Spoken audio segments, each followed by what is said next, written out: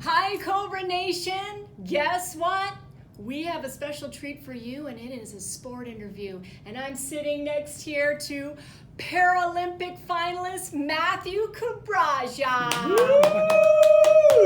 So let's get right to it, Matt. What does it feel like to be a Paralympian? So, probably the best way to describe it is unreal.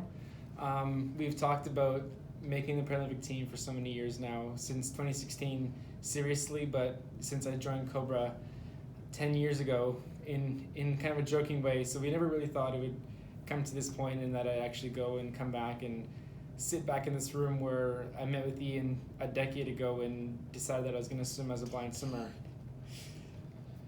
Wow, yeah. I know. It's a long time ago.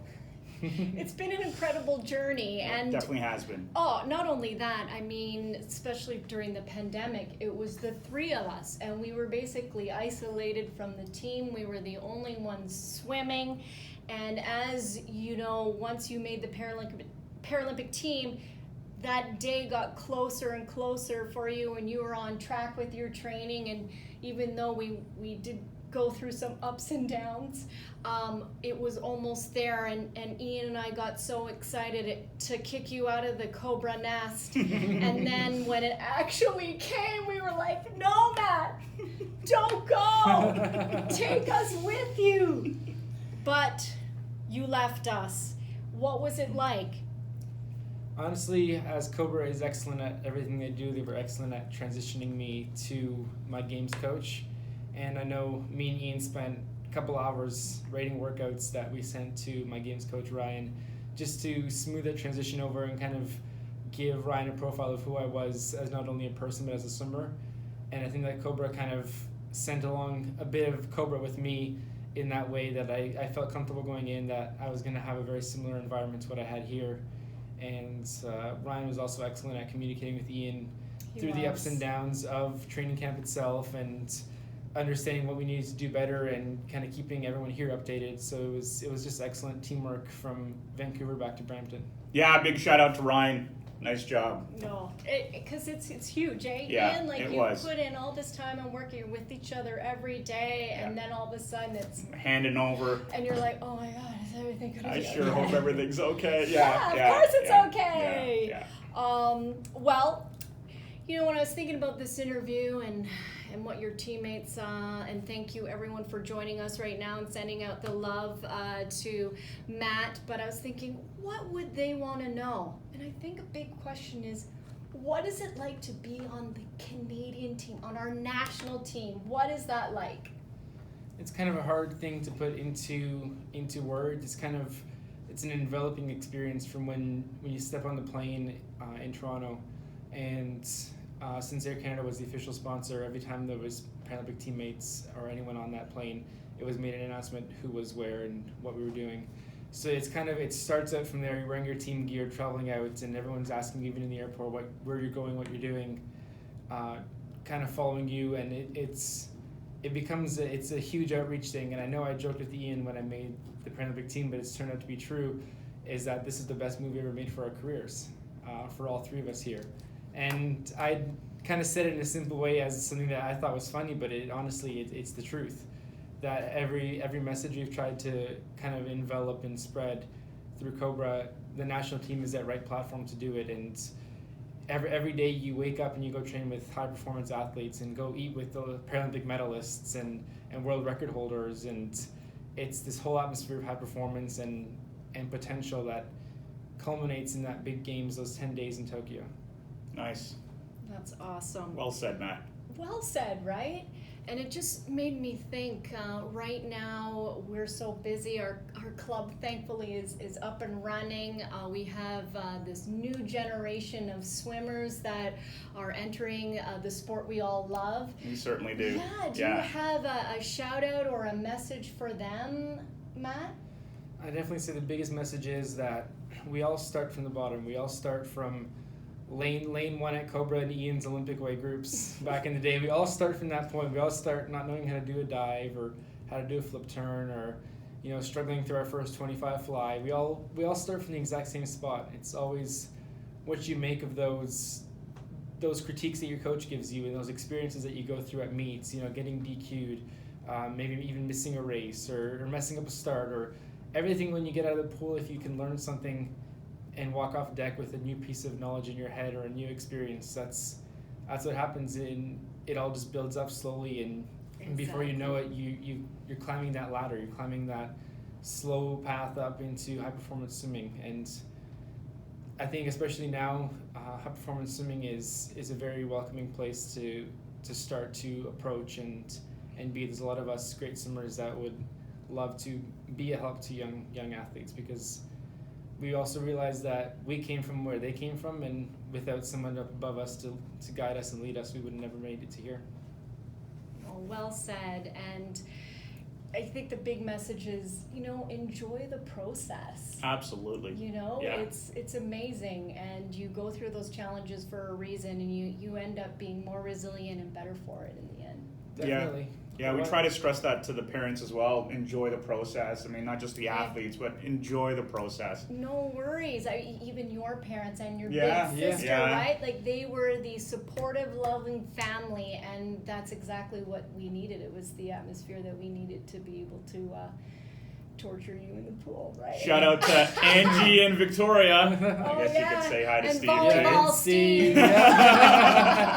I definitely agree with the whole thing about enjoying the process. It was something that was told to me by probably my biggest inspiration in swimming in 2019 in Texas. Brad Snyder told me, enjoy the process. And even like to now, when I think about that quote, him telling me that gives me chills, because you hear all that kind of, these days you hear a lot of quotes on the internet that are just quite simple, like enjoy the process or keep pushing, things like that don't really mean a lot. But when COVID hit and we had to come out of the pool and then every day come back in, and every day me and Ian and Kim worked to find that one little tenth, maybe 2/10 in an entire week to improve on 100 time, or every single second meant a lot to us, going from hundreds on 140 to 130.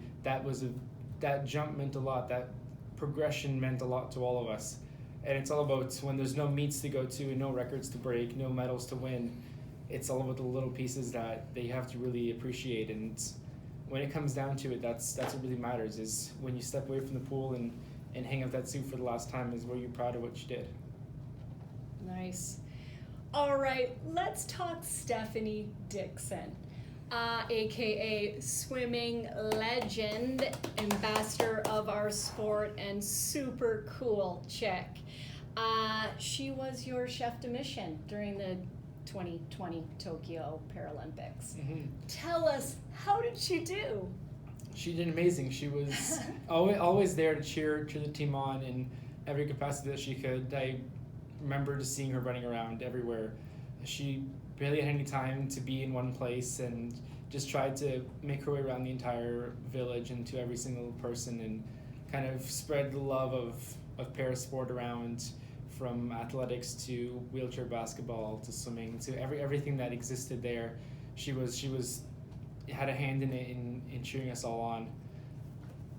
Oh yeah, no, and hopefully she is going to visit us later on in the year. But maybe we could get a little 5-minute interview with her as yeah, well. That'd be right. great. Yeah, no, that would be great. But I mean, super cool. I know she did a special shout out to us, ENA, and Matthew Tube, being another fellow COBRA Paralympian. So yeah, that was super cool. Yeah, it felt like I had a little piece of COBRA with us there in Tokyo. Yay! And she gave me such a warm welcome as a fellow athlete and a fellow COBRA swimmer. It was just amazing to meet her, and she was just always there for every single one of us on the team, saying hi to everyone, asking about races. And I just remember the last day, all of us packing into the buses, headed back to the airport. She was out there taking pictures and giving her time to all of us before we all had to head back home. Awesome. Yeah, that sounds like Stephanie. Awesome. All right, let's move on to the good stuff, swimming. Let's take us through your events here. So you arrived, you're set, you're in there, and the 400 free is first. Tell us how did that go? The 400 free was probably something I was nervously excited for the entire thing. It's just we spent so much time just pacing, and every day we'd get a couple tenths on the second 50, get a couple tenths on the third, just improve every single day in staging. So it was kind of, there's a lot of anticipation building up to that dive in the morning prelims, and walking out there onto that deck, line up at the block, you got ready, take all that Canada gear off, put the cap on, and it's just, the best way I can just kind of describe it is you're a race car driver. You hop on that block and the strategy is there. The strategy's in your head. You know what you have to do. You dive in, and every stroke you take brings you closer to that turn. You're always looking ahead to that next turn, that next stroke, and just gear up all the way through the entire race. As you hit that 100 wall, gear up a little more, it's 200 wall. It's just all about trusting what you've done in practice, because when you're in that water, you can't think. There's no time to think. That 4-minute, 56-second race turns into a few seconds. You know, the hundreds just flash by. And I just remember, I've never hurt that much at the 300 mark, and I just gave it everything I had. You know, chest was burning, everything hurt, and there's just no better satisfaction than hitting that wall. And I was in heat 1, so I had no idea whether I'd made the final, so I had to very slowly collect my gear so I could watch the next heat. And when I did make it into the final, it was a weight lifted off my shoulders. It was a goal I didn't know if I could quite achieve in the 400. I had hopes for other races, but that was definitely kind of the strongest debut I could ever hoped for and had. Ian, we were freaking out back We managed to watch it together. I don't know if that was a good idea, but we were in your kitchen. I hope no one taped that. No, I hope not. Yeah. There was a lot of. I'm pretty sure, Matt, you probably heard us screaming to go But faster. Yeah, so right off the bat, first event, you make the finals. Just tell us before we move on to some of your other events, what was it like to walk out representing Canada in a Paralympic final? I think that whole day itself, like the middle part of the day, is just a blur. It's so funny. Ian always give me advice just to like slow down the breathing when you get that adrenaline rush before a race, just to kind of lock yourself into a good mindset. It's just, you have to try and hold that energy off all the entire day. Throughout lunch, you're just like, as soon as you think about that race, you start smiling, you get that rush, and you just got to hold it back. You got to hold it all in and prepare yourself mentally and physically, mostly just to torture yourself again, basically. A 400 is not an easy race. Oh my gosh! Yeah. And it it's hurts. the first And it's the one, first, right? yeah. Oh my gosh! So, and then walking out was just definitely, it's an experience. You as you kind of come out of that little doorway out onto the deck, it just, the entire pool area just opens up around you, and it kind of the words that come to my head now is it's like you walk into your opportunity. You walk out onto that deck and up the ramp onto the bulkhead, find your block, and that's your opportunity. You know, we've always said here at COBRA, just you can give someone, just give them the lane, and they can swim. They can learn to swim. You got they a can, lane. You they got can a learn. chance, Yeah. right? Yeah. So just you walk up to your lane, and that's your chance. Your chance is stretching out 50 meters in front of you out to that next wall, and So cool. and that's where you kind of lock in that state of, in your mind, that calm confidence that really you learn and earn as you make your way up into high performance swimming. Oh yeah, no, and that was an incredible swim for you, Matt. It was Yeah, amazing. it really was. It was awesome. So then next day, 50 free. freestyle. Oh, that 50 free, right? Yeah, 50 free, the funniest race in swimming. I definitely think that Said no one. Yeah. It's definitely an interesting race because it takes so many small things to come together to make that race, and well, and especially swimming it blind. yeah, Hitting a lane rope, it's hard, right? Yeah, a tenth or two in a 50 free can't be recovered. If you lose a tenth in that first 25, that comes and hurts you in the back half. It's a tight race that there's almost no margin of error in 50 frees. That's right. Yeah. And that day I went out with some goals and some things I wanted to do and didn't quite achieve them. We went fastest we went this year so far, 28:13, but not quite what we were looking for, and definitely learned a lot of very, very important lessons from that race, and just my preparation on the blocks and as I was coming to the blocks and off the blocks themselves. And definitely one of the things I think that was a big change for me compared to other swim meets was that, you know, I gave myself a couple hours to think about that race and a couple hours to worry about it and experience the emotions of it. But then there's a point where you cross over and you have to move on. And the next day I had 100 back, and you got to snap your focus. You got to leave that race where it was. You know, I put my best in the pool, and that's all I could do that day. And, you know, that's what I plan to do the next day and the day after. So that's all you can do. Well, honestly, and the 100 back as well was a great swim, right? Just amazing, yeah, and especially this was a one that was a sort of a last add yeah, in, that's right. You Yeah, know, because we wanted you to swim and not have so many days in between that you were off, Yeah. even though, I mean, that's essentially what happened. And we chose the 100 back because it was supposed to be fun, right? Yeah, and, it was supposed to be a fun race. Yeah, it was not major expectations on Yeah. this, and you blew it out I of the know. water, Yeah, bro. it was. Amazing. My backstroke's been a funny race that I get into periods where I love it and periods where I hate it. It's a love-hate relationship. Yeah, and I think Ian kind of giving me kind of a bit of a kick and saying, you know, I know what time you can go. I know you can go 1:13. And me telling him I'd be happy with a 1:15.20.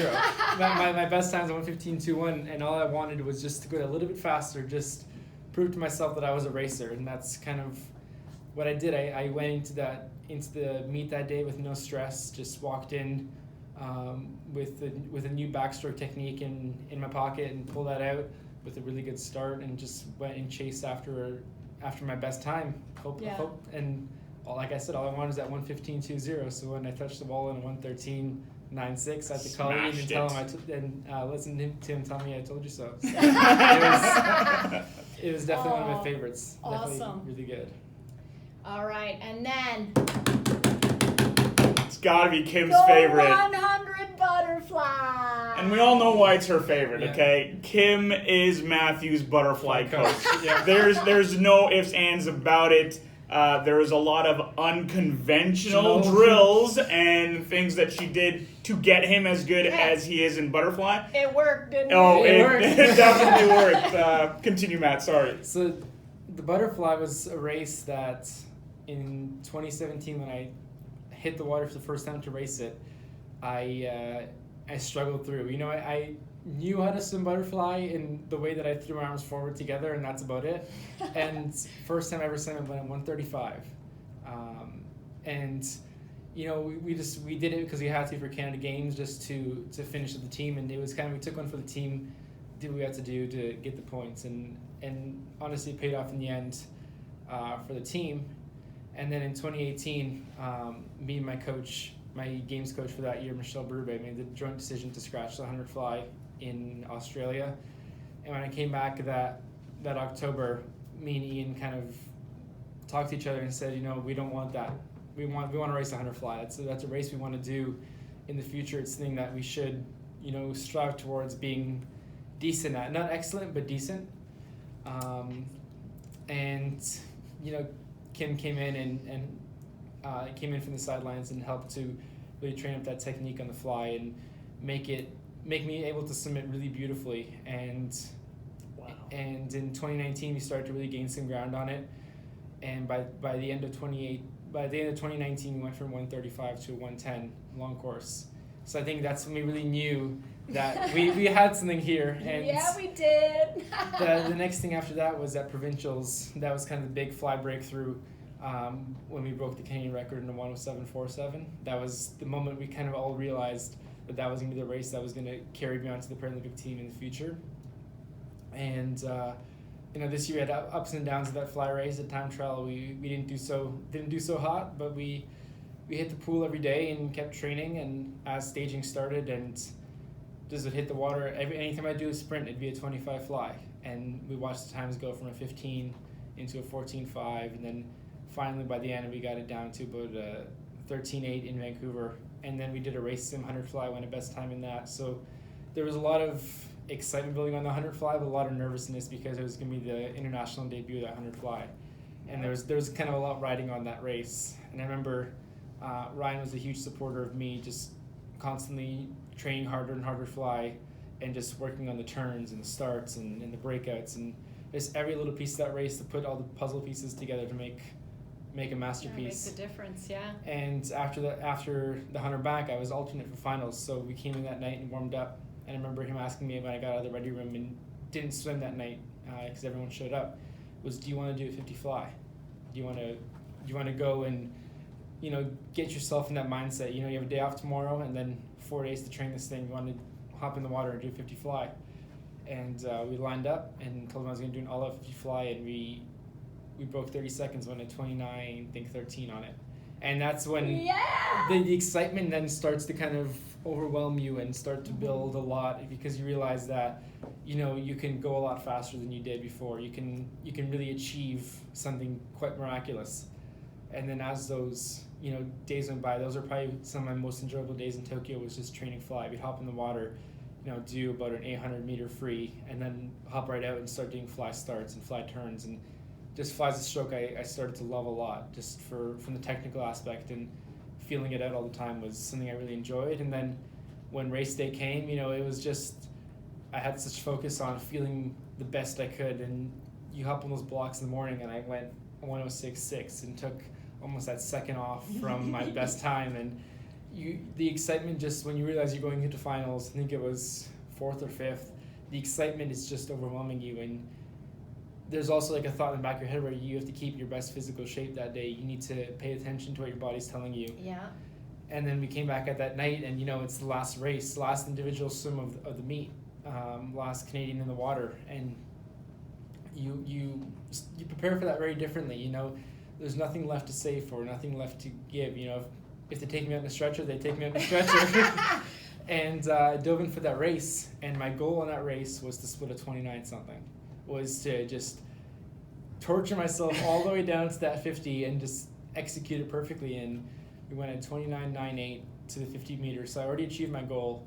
And as we came back, it was just all the energy. It's kind of just shifting up to the gears. And me and Ian worked on a really cool strategy to breathe every one in the last 25. And it's just those thoughts those thoughts just snap in the head when you need to do that, when you need to kind of execute that next gear change and start doing what really matters in that moment.